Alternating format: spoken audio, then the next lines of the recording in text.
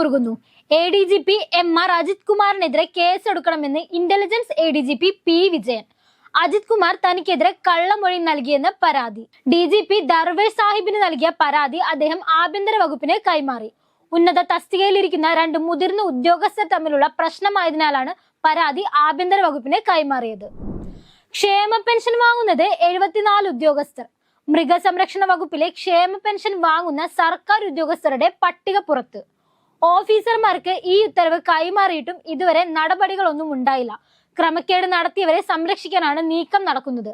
വാങ്ങിയ ക്ഷേമ പെൻഷനും 18% പലിശയും ഉടൻ തിരിച്ചുപിടിക്കണമെന്ന ഉത്തരവ് ജില്ലാ ഓഫീസർമാർ പൂഴ്ത്തുകയായിരുന്നു.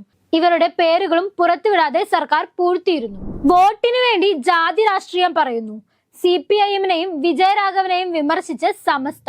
CPIM അധ്വാനിക്കുന്ന വർഗത്തിന് വേണ്ടി സംസാരിക്കുന്നത് വിട്ട് വോട്ടിനു വേണ്ടി ജാതി മത വർഗ രാഷ്ട്രീയം പറയാനാണ് ഊർജം ചെലവഴിക്കുന്നതെന്ന് വിമർശനം. ADGP-യുടെ സഹായത്തോടെ പൂരം കലക്കിയെന്നും അജിത് കുമാറിന് DGP ആയി സ്ഥാനക്കയറ്റം നൽകാനുള്ള തീരുമാനം അതിന്റെ ഭാഗമാണെന്നും മുഖപത്രത്തിൽ പറയുന്നു. വണ്ടിപ്പെരിയാർ പോക്സോ കേസിൽ കുറ്റവിമുക്തനാക്കപ്പെട്ട അർജുൻ കട്ടപ്പന പോക്സോ കോടതിയിൽ ഹാജരായി. ഇയാളെ പിന്നീട് ജാമ്യത്തിൽ വിട്ടയച്ചു. 10 ദിവസത്തിനകം കട്ടപ്പന പോക്സോ കോടതിയിൽ കീഴടങ്ങാത്ത പക്ഷം ജാമ്യമില്ലാ വാറന്റ് പുറപ്പെടുവിക്കണമെന്നും പോക്സോ കോടതിക്ക് ഹൈക്കോടതി നിർദ്ദേശം നൽകിയിരുന്നു. ഹൈക്കോടതി ഡിവിഷൻ ബെഞ്ചിന്റെ ഈ ഉത്തരവിനെ തുടർന്നാണ് കീഴടങ്ങൽ. ലൈംഗികാതിക്രമ കേസിൽ മുകേഷിനെതിരെയും ഇടവേള ബാബുവിനെതിരെയും കുറ്റപത്രം സമർപ്പിച്ചു. തൃശൂർ വടക്കാഞ്ചേരി സ്റ്റേഷനിൽ രജിസ്റ്റർ ചെയ്ത ലൈംഗികാതിക്രമ കേസിലാണ് മുകേഷിനെതിരെ കുറ്റപത്രം സമർപ്പിച്ചത്. എറണാകുളം നോർത്ത് സ്റ്റേഷനിൽ രജിസ്റ്റർ ചെയ്ത കേസിലാണ് ഇടവേള ബാബുവിനെതിരെ കുറ്റപത്രം സമർപ്പിച്ചത്. അല്ലു അർജുന്റെ വീട് ആക്രമണത്തിൽ പ്രതികൾക്ക് ജാമ്യം. പ്രതികളായ 6 പേർക്ക് ജാമ്യം അനുവദിച്ച് സിറ്റി കോടതി. കേസിൽ നടൻ പറഞ്ഞ വാദങ്ങളെല്ലാം കളവെന്ന് തെളിയിക്കുന്ന തെളിവുകൾ പോലീസ് പുറത്തുവിട്ടിരുന്നു. അതേസമയം പ്രതികളിൽ ഒരാൾ തെലങ്കാന മുഖ്യമന്ത്രിക്കൊപ്പം നിൽക്കുന്ന ഫോട്ടോ പ്രചരിച്ചത് കോൺഗ്രസിനെ പ്രതിസന്ധിയിലാക്കി.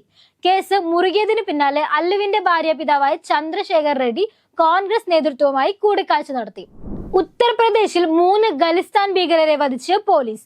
പഞ്ചാബിലെ ഗുർദാസ്പൂർ പോലീസ് ചെക്ക് പോസ്റ്റ് ആക്രമിച്ച കേസിലെ പ്രതികളാണ് കൊല്ലപ്പെട്ടത്.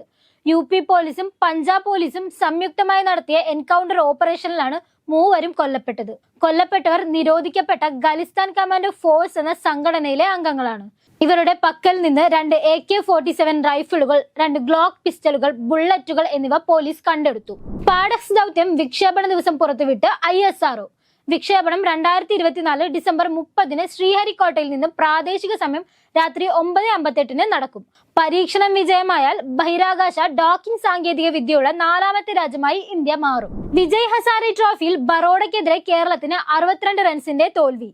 രാജീവ് ഗാന്ധി ഇന്റർനാഷണൽ സ്റ്റേഡിയത്തിൽ വെച്ച് നടന്ന മത്സരത്തിൽ 404 റൺസിന്റെ കൂറ്റൻ വിജയലക്ഷ്യം പിന്തുടർന്ന കേരളം 45.5 ഓവറിൽ 341 റൺസിന് എല്ലാവരും പുറത്തായി. മികച്ച തുടക്കമാണ് കേരളത്തിന് ലഭിച്ചത്. ടൂർണമെന്റിൽ കേരളത്തിന് ആദ്യ മത്സരമാണിത്.